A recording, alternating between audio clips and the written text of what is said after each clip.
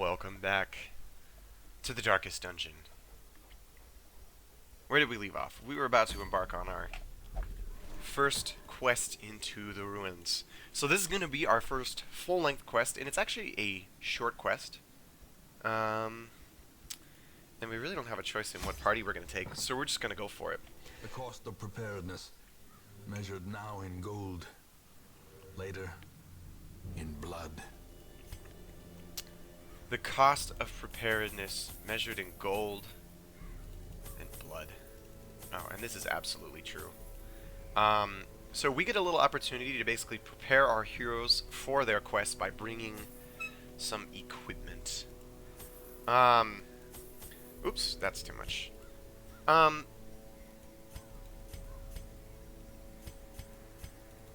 can't I return those? That's weird.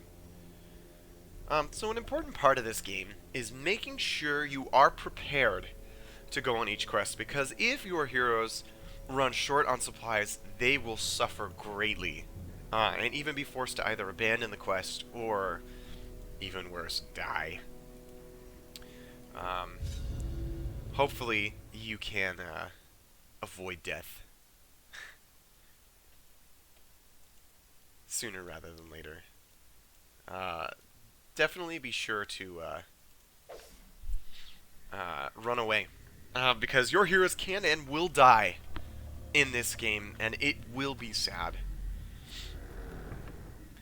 Oh man, something's really going wrong here with my my frames here. I'm actually gonna just pause the video real quick, and then I'll be right back. All right, much better. Okay, something was wrong there. Alright, so this curio is a torch. Fantastic. I love torches. And torches are going to be a really important resource in this game. We have this torchlight mechanic here. And as the light gets lower and lower, you're going to start losing advantages, and you're going to start giving your enemies advantages. So I'm actually going to hit this torch here, and we can see now we have double bonus to scouting and double bonus to monsters being surprised. Oh no, some bone rabble. Alright, so we get to go first. Players get to go in order of speed generally. So let's go ahead and dispatch these fools. Get him, Dismas. Oh, how interesting. Plague Doctor. Everyone's got a knife. A faint hope blossoms. Judgment. Boom. Get him, Cleric. And smite. The Crusader is the greatest against these skeleton enemies. And unlock Strongbox. Let's open it up. Contents are yours. A shovel, a jade, and some gold. I'll take it. Oh no, look at this. Some Even rubble. the cold stone seems bent on preventing passage. So if you have a shovel, use it on that. If you don't have a shovel, it can be pretty brutal. Your people have to clear it by hand, and they will... it will cost them health and stress, because it will basically drain them. Their formation is broken. Maintain the offensive. So this chick right here, she's a cultist. She is not an undead skeleton. And she basically provides two functions to the enemy group. She is like a support. She has one ability that basically just picks a target and stresses them out. And she has an ability that moves people backward and an ability that moves people forward. I think I want to go for the Plague Grenade. Boom, 1 damage. Landed the Blight. Fantastic. Is the weapon that cuts on its own. So the Plague Doctor is a more like a backline control damage over time assailant. So a lot of his abilities are about poisoning enemies and stunning enemies and healing poisons on your teammates. Uh-oh. What are you doing, Reynald? Don't open that. Oh no. He took that. What the heck? So Reynald suffers from the kleptomaniac quirk. So when there are bags, he will occasionally open them and take the contents from me, and I do not receive the contents. Use a torch. Cool. So I think it might be a good idea to go ahead and attempt to... I can either plague this woman in back, or I can stun her. And actually, I think stunning her is a really good option at this point. So I'm going to go ahead and try that. Now, it does have a chance to fail, depending on her stun resistance, which is pretty sad. Okay, so I have a Open Vein, which is a melee, pretty high damage dot. It does damage, and then it inflicts a bleed upon the target. Skeletons cannot bleed. I have a Pistol Shot, which can shoot anyone that's not in the front line for reduced damage. And then I have a Grape Shot Blast, which affects the first 3 people. So I think I'm going to go for that one. Lower everyone down in an attempt to put them into basically one-hit level. So I'm going to try to kill this guy before he attacks, and his speed was too high and it didn't matter anyway. Well, in that case, let's go ahead and just try to kill this cultist brawler. Cool, so he's almost dead. And smite down this guy. Wow, 12 damage. Now we can finish off this brawler.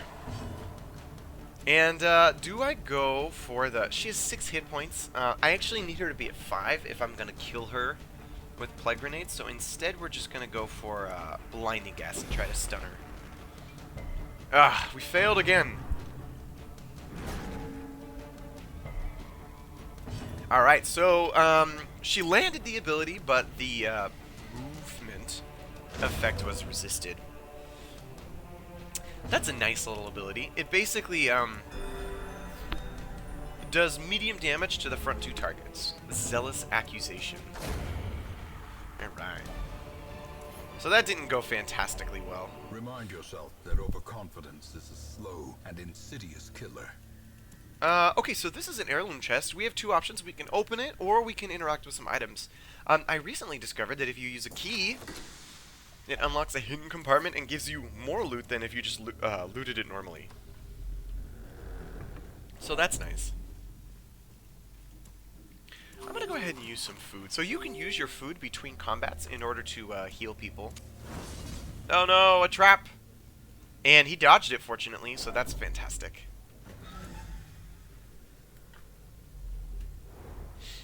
Ooh, a scout. Excellent.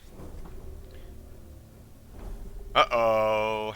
Oh, man. Wow, what a valuable scout. So sometimes, when you enter a room, notice how I have a bonus to scouting here because I'm in Radiant Light because I kept the torch up. And we revealed a trap in one of these hallways. We revealed a curio in one of these hallways. And then we revealed a obstacle. So I do have a shovel, so that's fantastic. I do not want to encounter this obstacle without a shovel. But since I do, I don't mind going that direction. So let's go that way. Now my goal for this quest is to explore 90% of rooms. Oh wow, look at all that food. Let's eat some of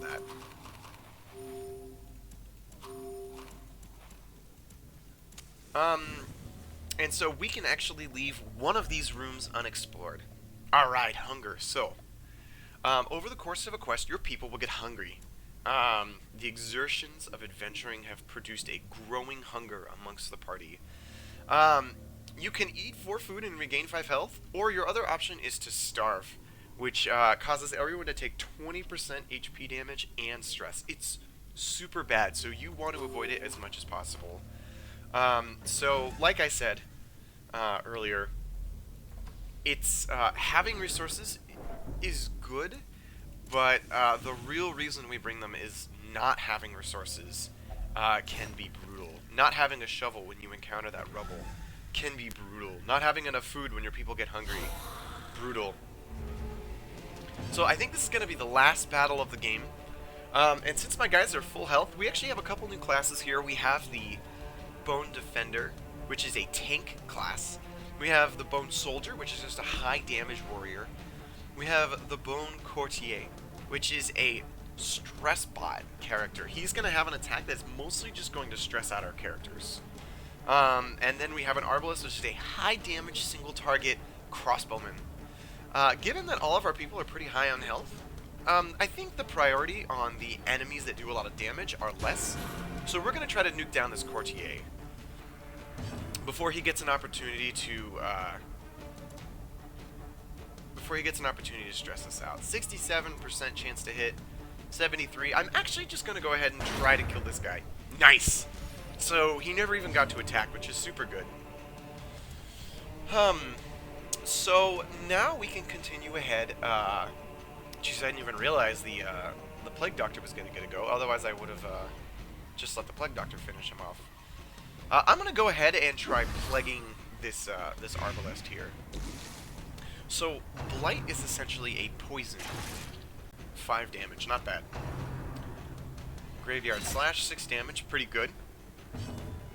And the major difference between the Arbalest and the Bone Soldier is that the Arbalest does all of his abilities from the backline, which is generally harder to access for my heroes to do damage with. Notice I have my Highwayman, which can use his gun, but it actually has a damage debuff, and my Crusader cannot attack the backline at all. Cool. Let's go ahead and finish this guy off. So he's gonna survive with 1 HP. That's too bad. But that's okay. He's not that much of a threat to us at this point. And a huge part of this is I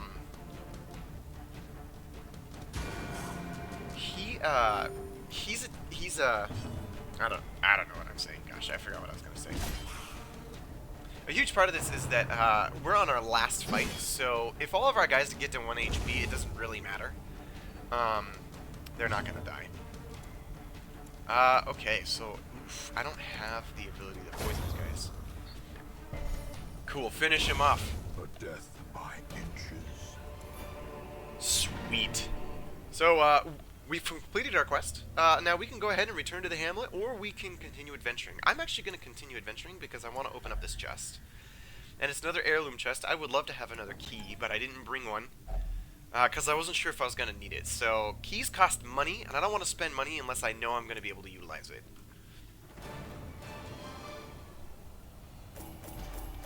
Fantastic. Good work, boys. That was a great quest. And looks like we got roughly 5,000 gold as a reward for this. And all of the equipment that we brought that we didn't use is refunded at a pretty paltry sum, but at least it's not completely wasted. And we got some heirlooms. Nice. We got some crests, a portrait, and some busts. Sweet.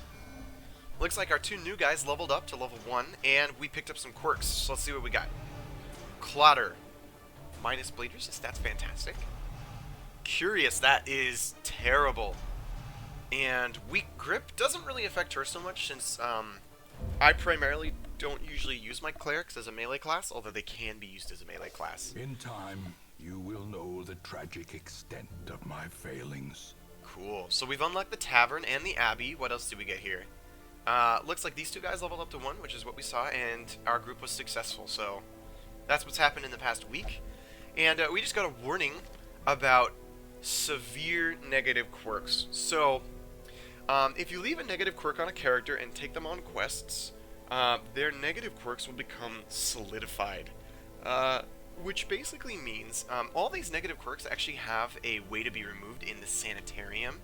And it costs money, so that's one of the primary things we're going to be doing with our money is removing our negative quirks off our heroes. But also a severe negative quirk is, I think, 4 times as much to remove. So they're incredibly expensive. And an important part of this game is making sure you don't over-invest in your people. Because while they are amazing when you properly invest into them, they are also still just like any other character. They're capable of dying. So that is interesting. So it looks like we unlocked the tavern and the abbey. These are both tools that you can use to remove stress. The fuse set straight. The abbey calls to the faithful. So we have the abbey. Fresh kegs, cards, and curtained rooms promise solace to the weary and broken alike. Nice. So we've got the tavern and the abbey. And notice how our people, their health heals at the end of each fight, but this stress that they received on each combat remains. And so if a dungeon went particularly badly, our people will walk out with a severe amount of stress. And we will use the abbey and the tavern to remove those. Just give them some time to relax. Cool, and we've unlocked some new classes. We have the Arbalest, which is a, similar to the Bone Arbalest, is a crossbowman, backline. Very powerful, but, very immobile. Ooh, and she has Eldritch Slayer and Slow Draw and Fear of Mankind. These are pretty bad, but this one is incredibly good. I think we're going to go ahead and pick her up. Shoot, bandage, and pillage. The dancing steps of war. Yeah. So we'll get a little intro on each of the classes as we recruit them. So here's another class, the Leper. And the Leper is basically a high damage tank similar to the Crusader. His base damage is a little bit higher. He's not particularly geared to fighting unholy like the Crusader is. And he's generally very slow and has a lot of sustain abilities. And looks like he has Mercurial, minus Virtue Chance, which we'll go over a little bit later, and Robust, which is Disease Resist. So that's not bad. This man And what's this last understands one? that adversity and existence are one and the same. We have an Abomination. The Abomination is one of the new classes, and they're pretty interesting. Let's go ahead and take him. Tortured and reclusive. This man is more dangerous than he seems. Indeed. So the Leper is basically a guy who's, like, just wrought with disease, and so he wears armor to protect himself, but also to cover himself up. And the Abomination is just magic. We'll have to go over that if I ever take him on a quest. But as it is, I think we've gone on long enough, guys, so thanks for watching. We did a pretty good job on our first quest there, so we'll see how it goes on our next one. Thanks for watching. We'll see you there.